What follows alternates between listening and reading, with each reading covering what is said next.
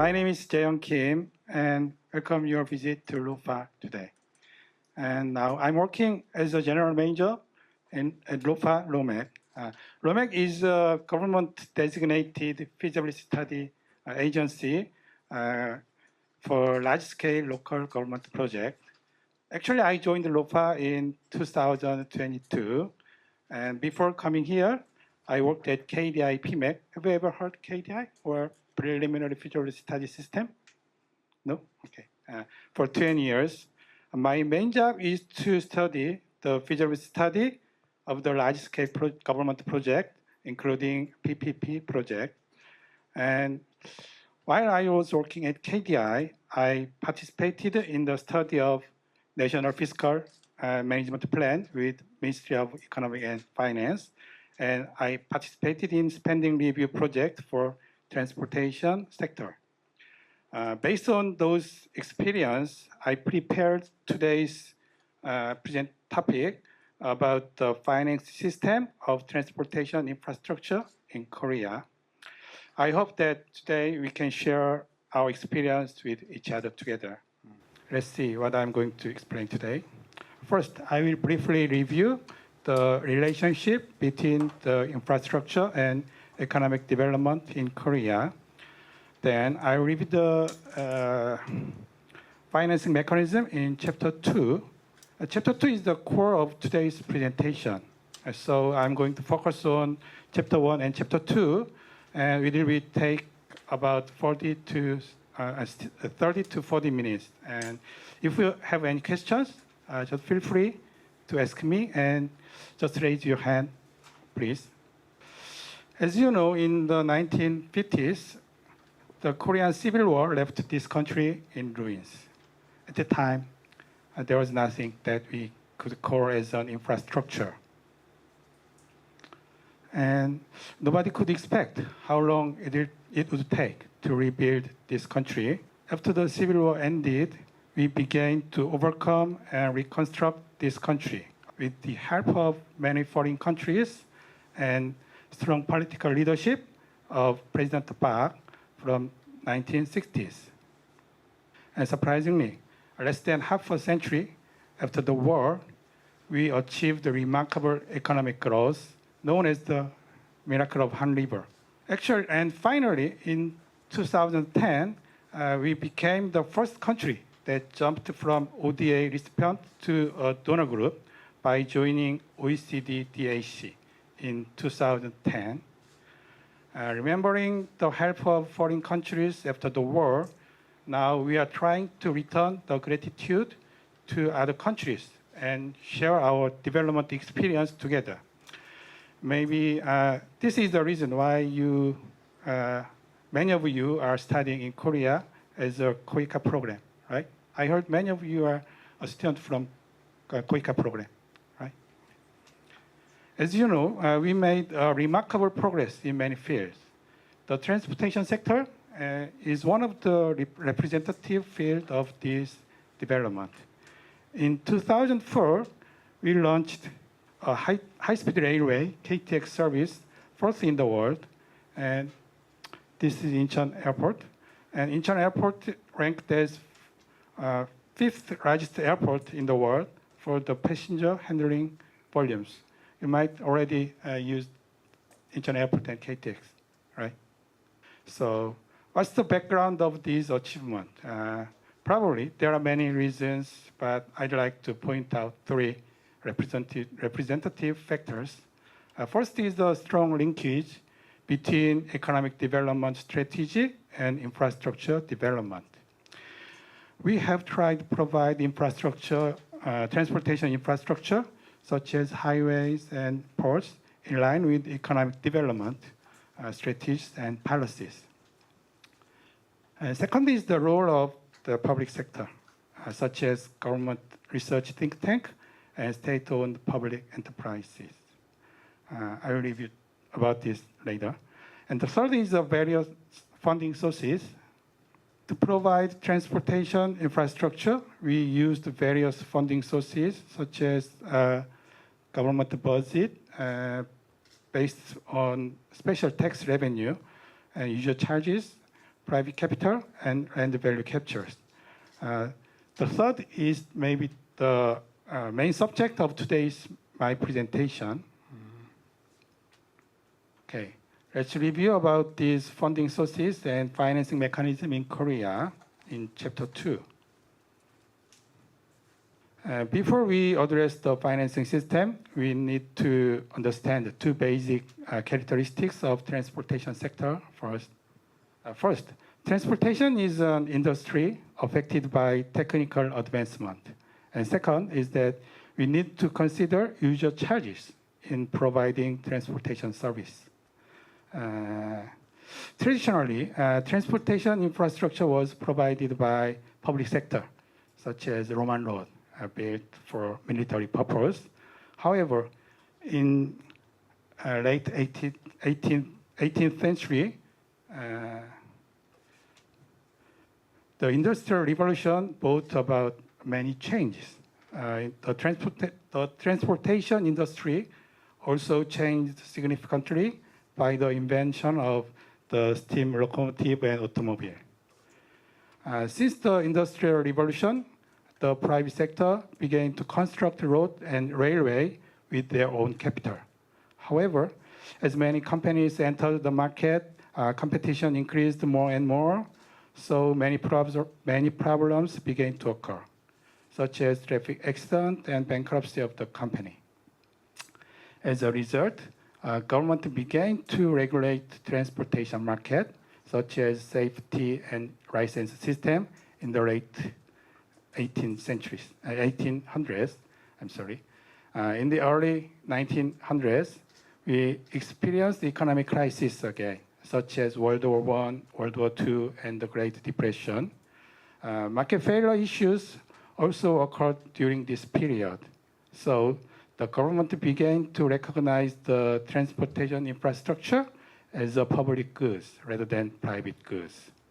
Based on this background, many private facilities and companies were nationalized and changed to public enterprise. However, in the 1970s, the economic situation changed dramatically again, and many issues emerged, such as the oil shock, neoliberalism, and public inefficiency, and welfare demand increases. In response to these issues, we relaxed the regulations and introduced privatization and PPP system in the transportation market. As you see in this graph, the transportation industry has changed according to the technological development, economic conditions, and policy trends. Nowadays, the role of private sector is being emphasized again. So we need to recognize the cyclic trends of transportation industry first. And then, so what's the reason that private sector participate in this transportation industry? It's because that they can make profits by receiving user charges. In Korea, we can categorize the provider and funding sources based on the possibility of user charges. If we cannot charge any user fees, it's provided by central and local government. And it's mainly financed by tax revenue and foreign aid and land value capture. If we can charge tolls or fares, it could be provided by public enterprise or private sectors. And it's basically financed by capital and loans and recovered by user charges, such as highway tolls and subway fares. If user charges are not enough to make profit, then the government provide subsidy to cover a viability gap. Now, let's look at the subject. Who construct, manage, and finance by facility type in Korea? This table shows that how to share the construction cost between central government, local government, and public enterprise by a facility type. The figures presented in this table provides a general outline and subject to change on individual cases. For interregional expressway and high-speed railways are constructed and operated by public corporations, such as Korean Expressway Corporation and Korean National Railroad and Korean Railroad Corporation. The central government subsidized about 40 to 50% of the construction cost, and the remaining construction cost is financed by the public enterprises through their capital and bond issuance.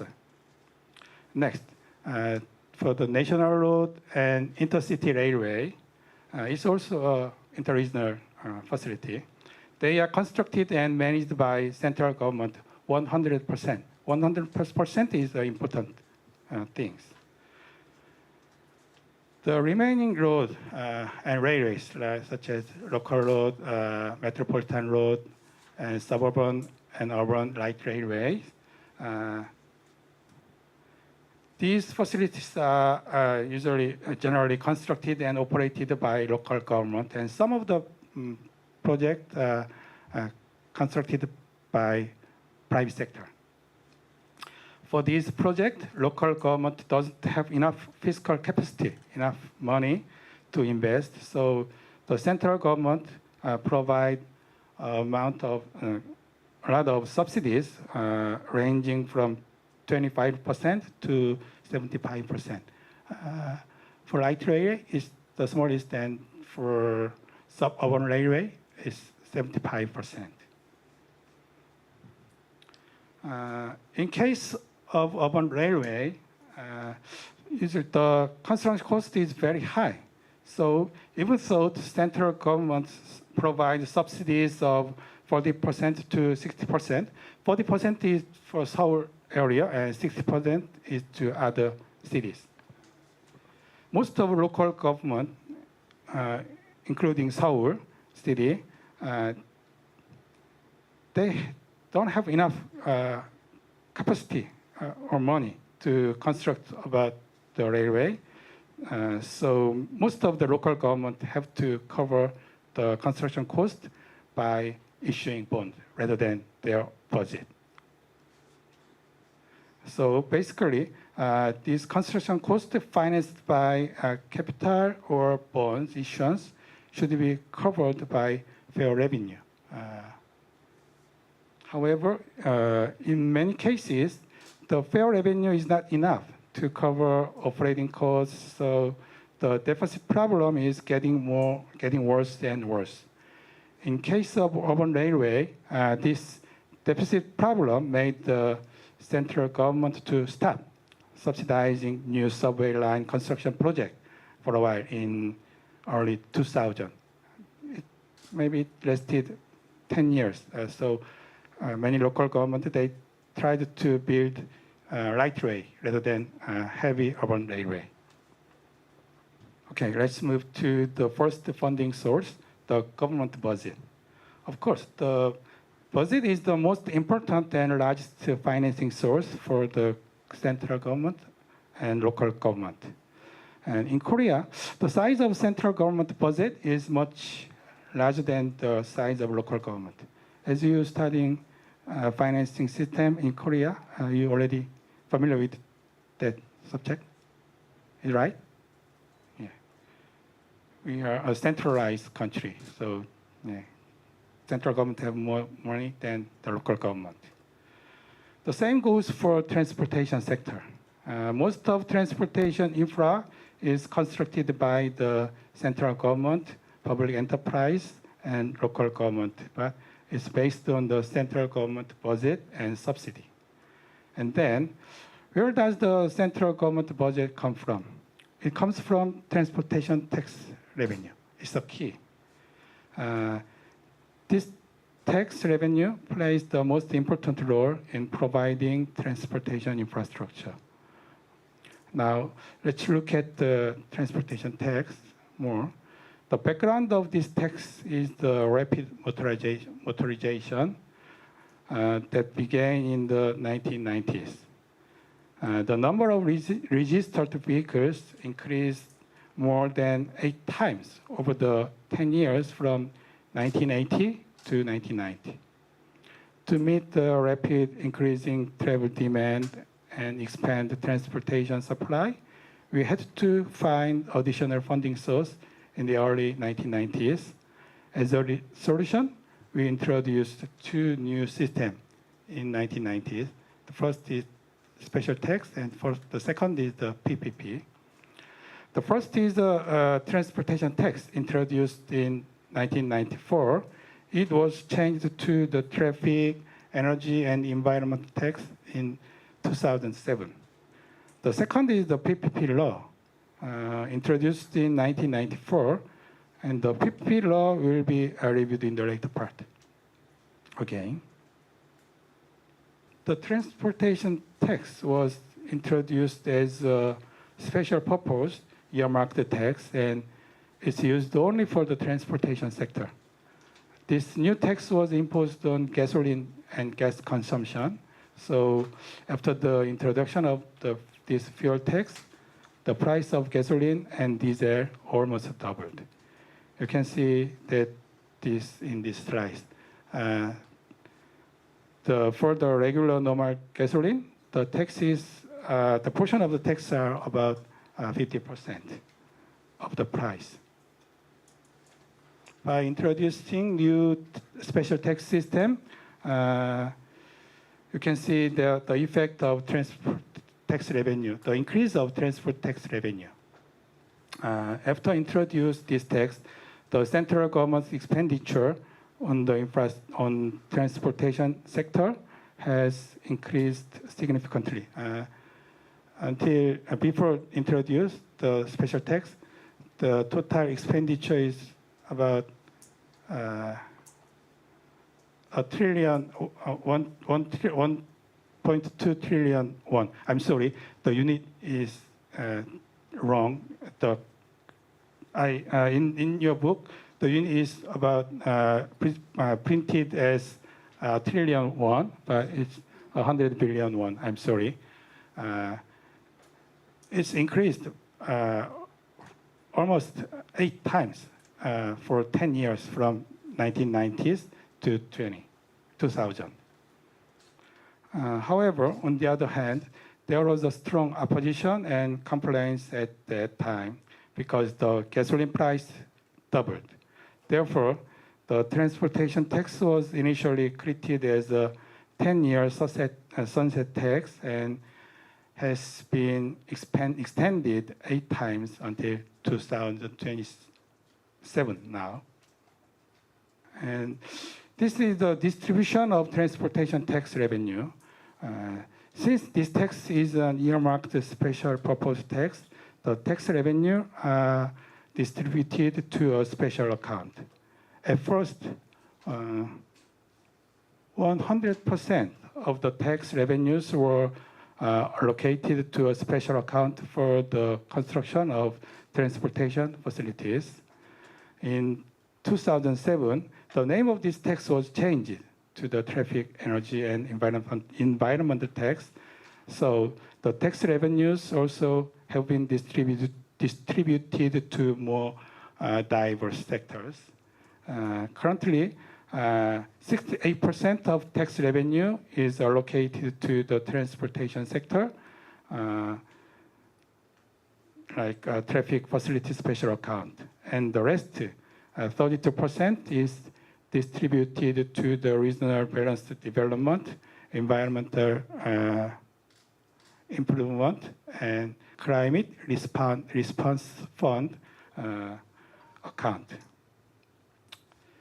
And below table, it shows the distribution of the traffic facility special account. At first, 67.5% of the budget was allocated to road sector, and 13.5% was allocated to urban railway sector. And since then, the allocation ratio has changed several times, and the proportion of railways has increased, and the ratio of road sector has gradually decreased from 67% to 43 to 49%. Currently, 30 to 36% of the budget is allocated to metro and railway sectors. One thing that we need to note is in this table is that this distribution ratio is not an ex post result, but this ratio is determined in advance by law. So we can expect how we can expect the budget in the future stably. And the second is the SOE, the state-owned public enterprises.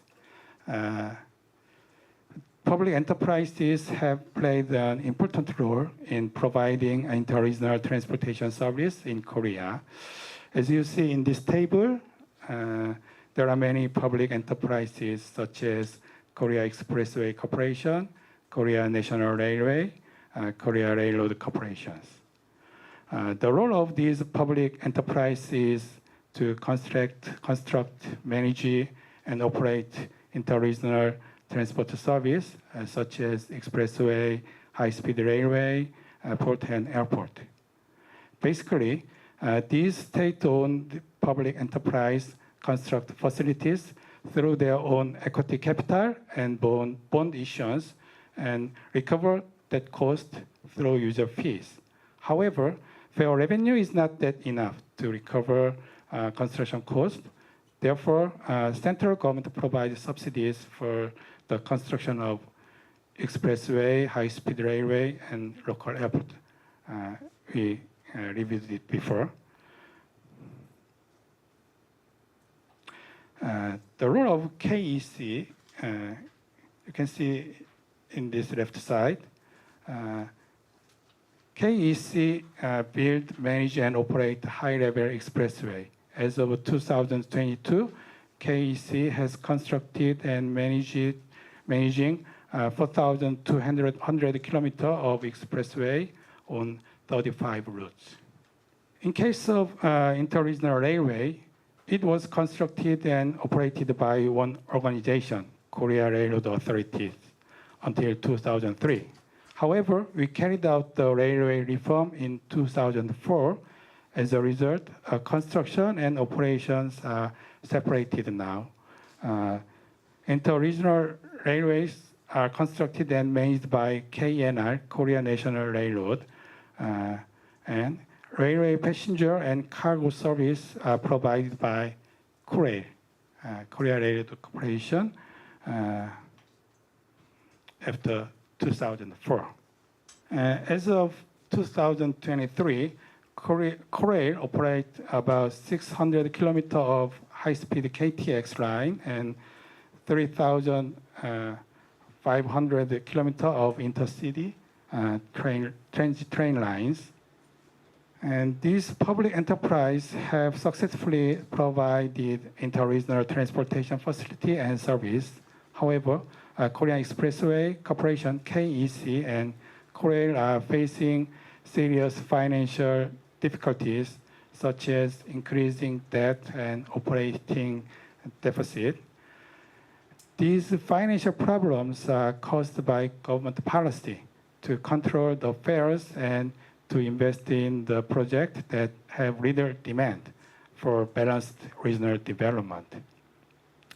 Expressway toll rates have not increased for 10 years, and railway fares have remained frozen for 14 years. Isn't it amazing? Yeah. Fares and financial issues will be covered again in later part. And the third is a PPP. If the revenue is not enough or non-profitable, the infrastructure is provided by the government or public sector. And if the revenue is high enough to cover the construction and operating cost, the private sector can provide infrastructure through privatization and PPP. Both PPP and privatization are similar in that the private sector provides infrastructure. However, there are the two differences between PPP and privatization. Is the ownership and risk-sharing system. PPP is a collaborative model where the public sector have the ownership and shares the risk of the project with the private sector, such as construction and demand risk. On the other hand, privatization is a transfer model where private sector takes the ownership of the project and they bears all of the risk by itself. Each model has its own pros and cons, but the PPP model is more generally applied in transportation sector because the profitability is not that enough for the private sector to take the ownership and bears all the risk. Therefore, I'm going to review PPP model today. The definition of PPP is a long-term contract between a private sector and a government party for providing a public asset or service, and private sector bears significant risk and government share some of them. We call PPP as a DBFOM model. It means that private sector's role is very comprehensive.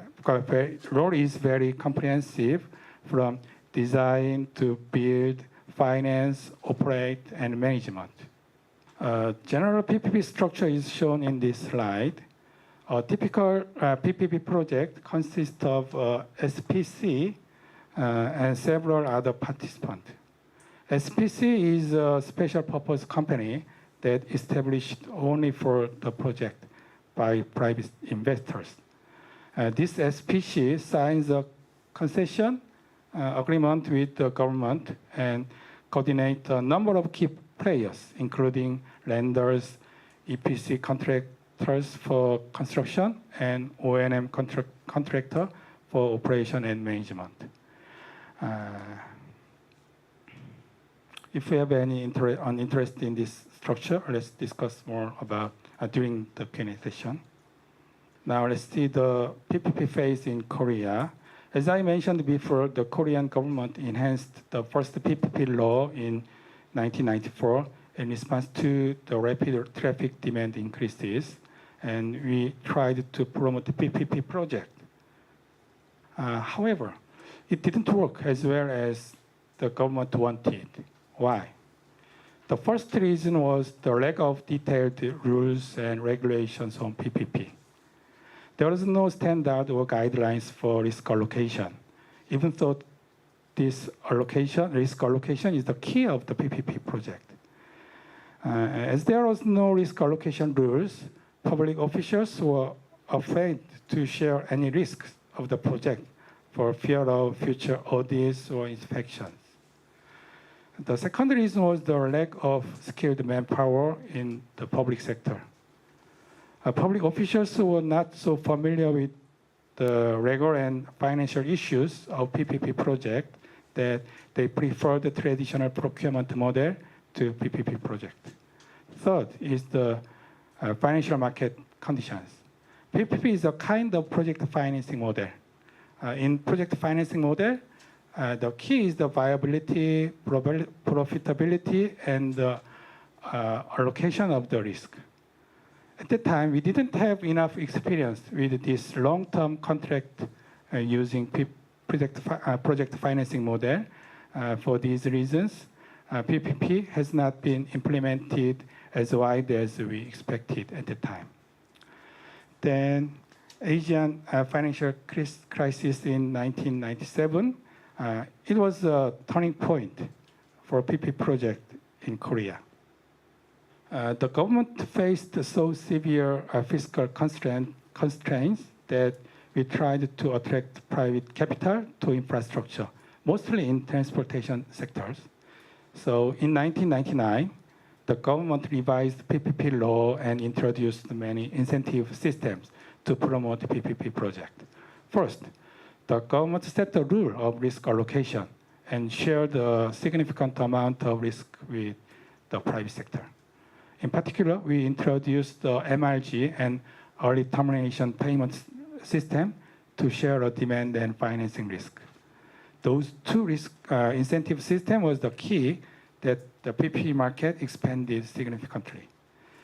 Second was to encourage unsolicited proposals. Unsolicited proposal is the project initiated by the private sector.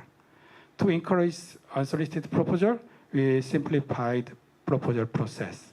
And there was no difference between solicited and unsolicited proposals in terms of risk sharing rules and other incentive systems. And a bonus point was introduced to the initial proposals as an incentive system during the bidding process. These risk sharing and incentive system expanded PPP market significantly, and currently most of PPP project is implemented by unsolicited proposals. And the third is the establishment of a PPP unit. In 1999, initial PPP unit, PICO, was established. PICO was changed to PMAC in KDI in 2005. The PPP unit, KDI PMAC, provides technical and practical advice about the project, and also they plays a role of gatekeeper by reviewing and appraising PPP projects. As a result, many PPP projects have been implemented in various sectors, including economic infrastructure, such as road and railways,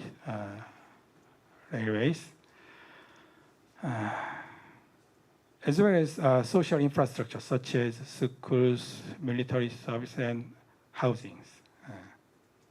And the fourth is the land value capture. The aim of the land value capture is to redistribute or share the increase of land value from the landowner with the others. When these increases are generated by public investment or regulatory changes in land use. This figure shows an example of inclusive redevelopment scheme in urban area. By changing the land zoning system, designation, like the floor area ratio, FAR can increase. In this case, as the floor area ratio increased, this allows for additional developable area, like this and this. And this additional area generates more values and revenues. Some of this newly generated revenue can be captured by government and invested in public infrastructure such as subway. Next is an example of new town and land value capture case in Korea. In the early 1990s, there was a serious housing problem inside of Seoul metropolitan area. To solve this problem and increase housing supply, 4 new towns were developed on the outskirts of Seoul city at that time. One of them is Bundang New Town, presented in this map. Before we construct Bundang New Town, this area was mainly used as a greenbelt, forest, and agricultural land. Probably, the value of this area was quite low at the time. However, as this area was developed into residential area and commercial area and business area, its value increased significantly. Some of this land value increase was captured as a levy, a kind of tax, and it was used for the construction of new Bundang metro line. And the rest, fifth, is the user charge. If we can charge the tolls or fares to the users of road and railways, public enterprise or private sector can construct and operate it with the government support like subsidy. User charge revenue are used to recover construction and operating costs, excluding government subsidies. So the tariff rate and revenue should be high enough to cover those costs. However, as I mentioned, the toll and fare rate have not decided politically, have been decided politically and didn't reflect the actual cost. In case of KEC, toll revenue could cover operating cost. There was a net profit, positive net profit. However, in case of Korail, fare revenue couldn't cover even operating cost 10 years ago. As the toll and fare rate was frozen more than 10 years, operating deficit and debt problems have become more serious. Currently, it's increased.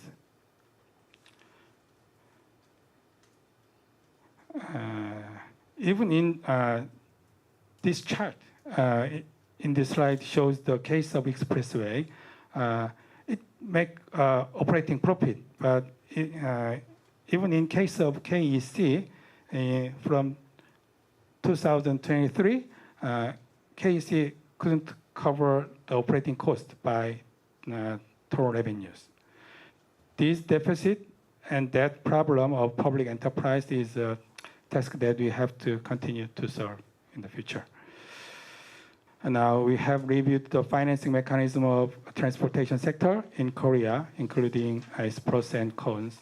As I have an engineering background, I majored transportation engineering, so my point of view may differ from economists or finance majors.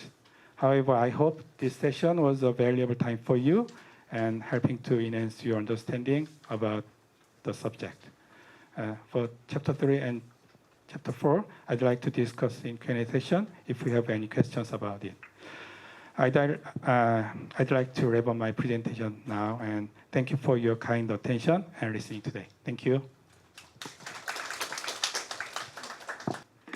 Thank you, Dr. Kim, for that insightful presentation. Now, if you have any questions about the lecture, please raise your hand. Dr. Kim will pick one person to ask a question. To speak, just press the microphone button once. A red light means the microphone is on. When you finish speaking, please turn off the microphone, and an interpreter will assist with the Q&A. Okay, go ahead. That was an insightful, should I say, lecture. But I just wanted to find out, of all the multimodal means of transportation, which one does Korea find really expensive? Yeah, because for a country like Ghana, we find it so difficult to do rail. It's very expensive to us. And with your financing systems, when you talk about PPP, I wanted us to delve into it. I think we have the build to transfer, and we have the build to lead. Which of all these, and we have the sponsorship by or budget by government. Which of all these financial sources or means of, should I say, addressing transportation comes easier to Korea? And perhaps my last question, when it comes to financing transportation with the PPP arrangement, you realize that investors would like to look at lucrative areas, should I say regions or provinces, yeah. In trying to address this or in trying to invest in these areas, do you find out that perhaps they are more interested in areas that will give them, should I say, more profits? And when it happens that way, does it affect other developing areas or other developing provinces? In that way, how do you address it?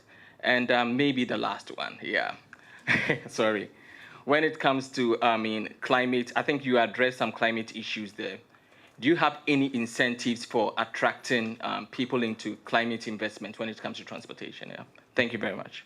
한국에서 우리도 그 비슷한 고민을 했었는데 특히 초기에 이 재원을 어떻게 조달할까 고민을 많이 했고 그래서 처음에 여러 다양한 재원을 찾으려고 했고 결국에는 일부는 사용자로부터 받을 수밖에 없다. 그래서 사용료를 좀 부과해서 그 약 50%의 비용, 건설 비용의 50% 비용은 좀 사용료로 받는 그거를 이제 당시에 정책으로 도입했습니다. 한국의 경우에 사실 그래서 이 경험을 이제 공유하기 위해서 준비했었는데 다시 생략했습니다만, 첫 번째 고속도로에서는 해외 자본을 우리가 많이 썼고요.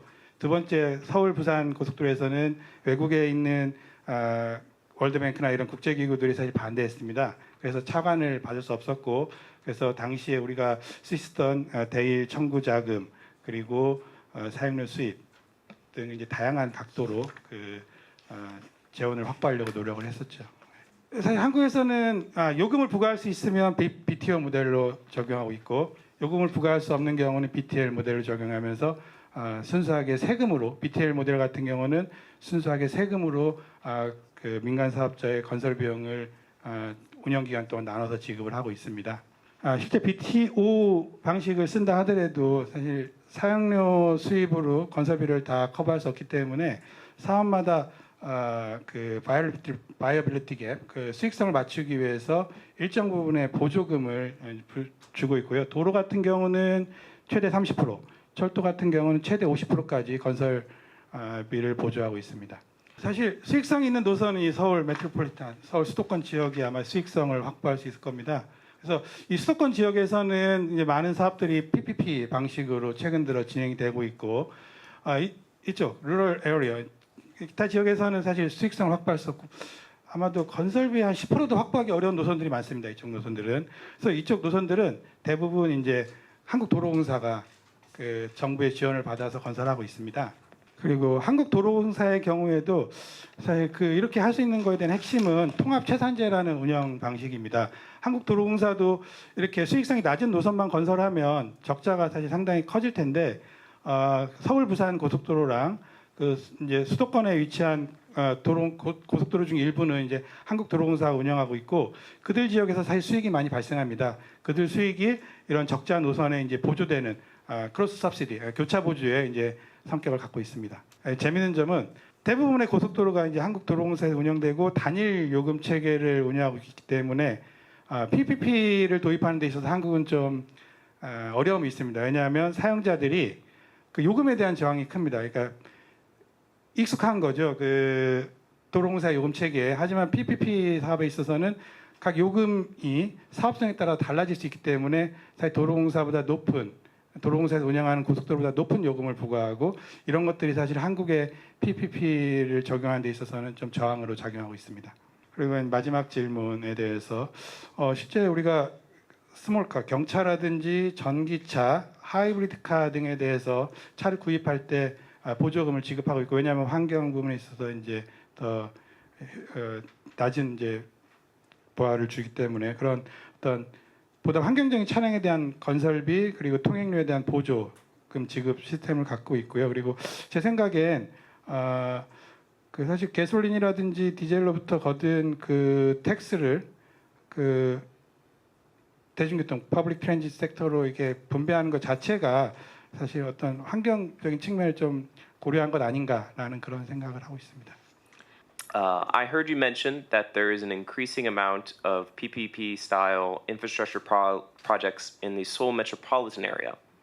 But I'm curious if there is any emerging or increasing amount of infrastructure projects in other regions of Korea. I heard that some people characterize Korea as one main city and other regions are declining. So I'm curious if there are businesses looking to use these infrastructure projects to help revitalize these other metropolitan areas. Thank you.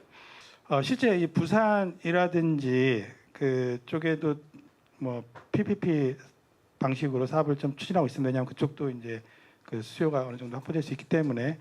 그리고 그 지역 균형 발전을 위한 그 정책으로는 사실 우리가 그 이 프로젝트를 추진하는 데 있어서 예비 타당성 조사 PFS라는 그 엄격한 이제 제도를 운영하고 있는데, 이런 지역 균형 발전을 위한 프로젝트들에서는 뭐 예타를 면제한다거나 아니면 사업을 평가하는 데 있어서 어떤 페이버를 준다는 방식으로 이 지방에 위치한 사업들이 프로젝트를 평가함에 있어서 좀 더 높은 그 페이버를 받을 수 있다. 한 가지 강조하고 싶은 점은 보시면 알겠지만 내셔널 로드랑 인터시티 레일웨이에서는 중앙정부가 100% 건설하고 운영까지 다 책임을 집니다. 그러다 보니까 사실 지방정부 입장에서는 이 시설들을 어떻게 하면 더 많이 끌어올 수 있는지 그것이 이제 그들의 관심사이자 역할이고 사실 그로 인해서 이제 수익성이 되게 낮은 노선들도 좀 건설이 되는 어떤 포크 배럴 폴리틱스 내지는 옵티미즘 바이어스 이런 좀 문제들이 발생하기도 하고 있습니다. New town projects that don't really attract good demand. There are not a lot of residents living there. There are not a lot of businesses established in that new town, and then it leads to infrastructure projects not being utilized enough. Then what are some of the policy changes or the workarounds that the government can do to get the profits back in place? Yeah, that's my question. Thank you. 지금 질문하신 거는 이제 교통 부분에 대한 섹터보다는 어떤 그 하우징이라든지 어떤 커머셜에 대한 질문이라고 이해도 될까요? Yeah, pretty much. Yeah, because I understand that for those new towns to be interconnected, right?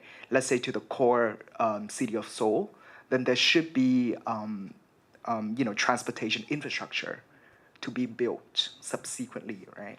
Then.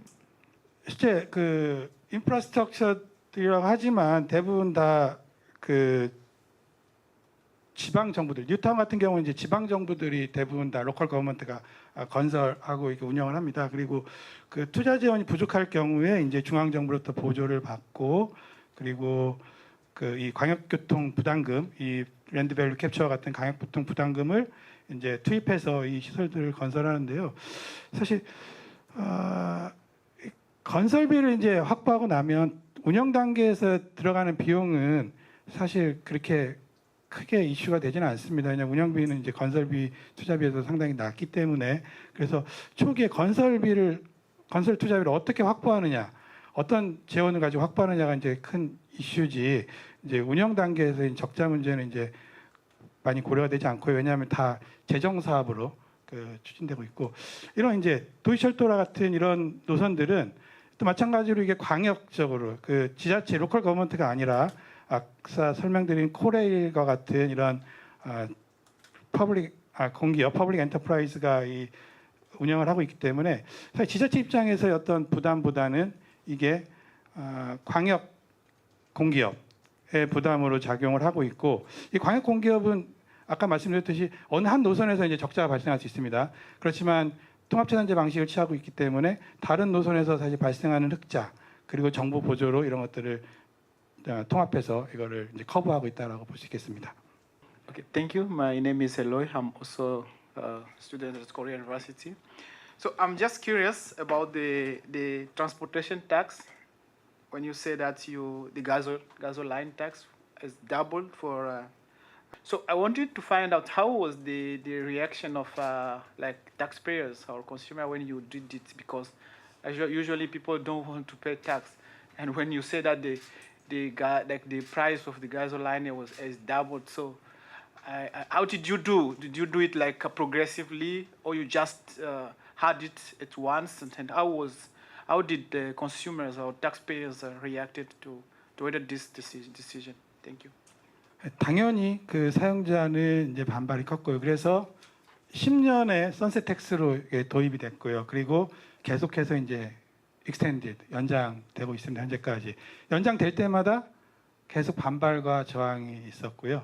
그리고 또 하나는 이걸 모두 100% 다 교통시설에 투자하겠다. 이 재원은 100% 교통시설에 투자하겠다라고 하면서 당시에 이제 교통 혼잡이 커지다 보니까 시민들도 혼잡한 도로를 이용하는 것보다는 돈을 내더라도 그 돈을 가지고 도로를 건설하면 혼잡이 줄어들 거다라는 그런 인식이 있었기 때문에 그런 것들로 이제 시민들을 사실 설득시켰고요.